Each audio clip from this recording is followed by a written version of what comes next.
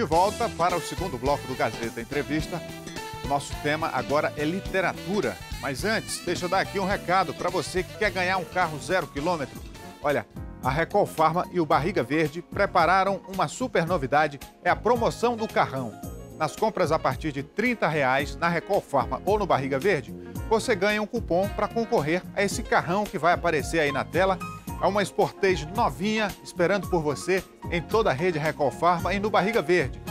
Só não vale para as compras de medicamentos na Recol Pharma em respeito à legislação. Os demais itens você compra e concorre.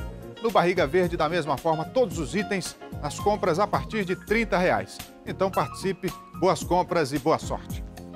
Eu vou chamar para cá o escritor Enilson Amorim, por favor. Ele que está lançando mais um livro, o terceiro já, e que vem conversar conosco sobre essa obra. Boa noite. Boa noite. Vem, por favor, nessa cadeira aqui. Olha só, ele está lançando o Canto do Uirapuru. Vou mostrar aqui, depois você fecha aqui, Lígia, para a gente mostrar para o telespectador. Enilson, boa noite, seja bem-vindo aqui ao Gazeta Entrevista. E nos fale desse livro, que é o terceiro já que você lança, né? Na verdade, é o quarto livro. Quarto livro. Isso. O primeiro deles foi em 2009, né, intitulado Mapinguari a Lenda, uma obra literária também infantil, financiado pelo Sesc Acre. Né? Logo em seguida, eu tive um projeto pela Lei Municipal de Incentivo à Cultura aprovado para lançar um outro livro intitulado sobre a história do Curupira, né? Abelardo e Curupira, o título é Abelardo e Curupira. E aí, graças a Deus, foi uns livros, como a gente tinha uma carência muito grande na parte da literatura infantil que narrasse as histórias e as lendas dos povos da floresta, especificamente os povos da floresta, essas lendas, né, contado por índios, contado por seringueiros. Então, aí eu tomei essa iniciativa, né, porque eu trabalhei muitos anos como cartunista em redações de jornais, e meus amigos sempre falavam para mim: Enilson, teu traço é muito infantil, lembra muito os traços do Ziraldo, né? E se fosse tu, tu escrevia para criança, né? Eu acho que o teu viés mais é para um público infantil. E aí, quando eu abandonei as redações de jornais, né, a primeira coisa a pensar foi elaborar literatura voltada ao público infantil. Estou dando uma olhada aqui no livro e estou vendo aqui muitas imagens. Todos esses desenhos também são de sua autoria, tanto o texto quanto a ilustração. Isso, exatamente. É porque eu trabalhei desde 5 anos, né? Eu nasci com aquela habilidade do desenho, né? E, claro, evidente, às vezes quando a gente passa aquela fase de criança, a gente às vezes abandona o desenho, né, e tudo, pelas coisas da vida e tal. Eu simplesmente fui uma criança que continuei desenhando, né? Continuei com aquele hábito do desenho e fui aperfeiçoando com técnicas, olhando livros, né, olhando outros autores e tudo. E aí, quando foi com 17 anos de idade, eu fui parar numa redação de jornal. O primeiro jornal que eu trabalhei foi o Jornal Rio Branco. Foi um jornal que abriu minhas portas para o trabalho, né, onde eu tive a oportunidade de exercer minha função de cartunista, de caricaturista durante 8 anos nas redações de jornais. E aí, depois de algum tempo, também eu fui contratado pelo jornal A Tribuna para exercer o cargo também de cartunista e diagramador do jornal. E, enfim, essas aprendizagens da vida, a convivência com jornalistas, né, com a forma da escrita. Eu vejo que o livro, O Canto do Uirapuru, e de cara dá para perceber que é uma história da nossa identidade cultural, né? O Acre, a floresta, o povo indígena. E o que exatamente diz essa história, O Canto do Uirapuru? Bom, essa história narra um romance, um relacionamento entre um índio e uma filha de um seringalista, né? Porque a gente tem outras narrativas, né? Se você for entrevistar vários seringueiros para cada um deles contar, né, um pouco da lenda do Irapuru, cada um vai ter uma versão diferenciada, né? Porque esse processo de contos, de lendas, né, era um processo mais através da orabilidade, repassado de geração para geração, né? Às vezes o seringueiro passava para o seu filho, né? O índio passava para o seringueiro e tudo. E esses contos eles vão sempre sendo lapidados e alterados, né? modificados. Cada geração acrescenta, diminui. Exatamente. Tem outros autores que fazem essa relação entre romances entre índios e índios, mas no meu caso eu fiz esse romance entre esse índio e a filha desse seringalista, né, para tentar regionalizar o conto mais para as nossas coisas, para as nossas vivências. Interessante. E essa tiragem inicial, você está distribuindo para que perfil de público? Crianças, obviamente, mas escolas, né, bibliotecas, como é que é? Olha só, esse projeto trata-se de um projeto financiado pela FEM, pela Fundação Elias Mansur, né, no edital de 2014, para ser executado em 2015, não é? Parte desses exemplares eles serão doados para instituições, bibliotecas, cantinhos de leitura, e quem vai fazer esse processo de distribuição é a própria FEM, né, a própria fundação. E é um motivo de muita alegria estar lançando mais um livro, porque de alguma forma a gente está contribuindo, não é, com o processo de formação do caráter também das futuras gerações, né? Porque esse é o papel da literatura, né? Que é bastante evidente, né? A identidade cultural do Acre, da Amazônia como um todo, e às vezes a falta de iniciativas para reforçar essa identidade cultural, porque eu acho que o que há de mais autêntico numa sociedade é a sua origem, é a sua ascendência, é aquilo que está no DNA, né, que é passado de geração para geração. A gente percebe, às vezes, né, isso é pouco valorizado. E, na verdade, esse é o grande diferencial de qualquer povo. Né? Como é que você enxerga essa questão?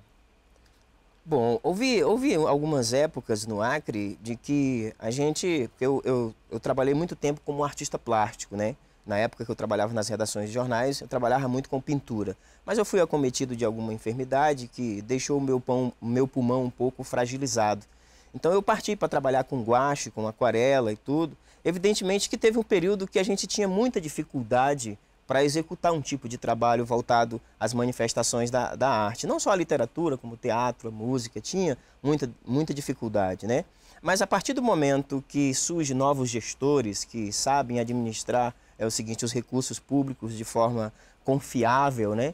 E eu acredito que esse é um momento que a gente vive, um momento de uma efervescência cultural muito grande e de uma política de valorização à cultura de forma extraordinária no Acre, né? Então eu acho que nesse período é um período que mudou um pouco, né? Que teve esse processo de valorização. Claro que não é uma valorização 100% suficiente, né? Porque todo sistema de governo voltado à questão da cultura tem suas falhas, né? Porque é natural que tenha. Acredito que esse momento é um momento muito especial que o Acre está vivendo com relação à cultura. Hoje, eu me lembro que quando eu comecei a fazer cultura no Acre, a gente fazia exposição, ia lá 5 pessoas. As pessoas já eram muito conhecidas que frequentavam, né? Hoje já existe um público muito razoável nas galerias de arte, né? Nas apresentações teatrais, nos próprios lançamentos de livros, enfim. Isso não passa apenas pelo viés da política cultural, mas, sobretudo, por cada indivíduo que compõe a sociedade. Porque, às vezes, a gente chega em outras regiões do país, quando fala que é do Acre, tem gente que tem vergonha disso. No entanto, o Acre tem o seu valor e precisa ser respeitado e, sobretudo, representado pelos acreanos. Então, acho que essa questão da origem, né, da identidade cultural, da forma como o povo vive, é o que há de mais bonito e de mais autêntico. E por isso deve ser valorizado. E está aqui uma prova disso. Né? Você falou aí da política cultural, que tem dado realmente esse olhar especial para a cultura do Acre. E a gente espera que isso seja fortalecido.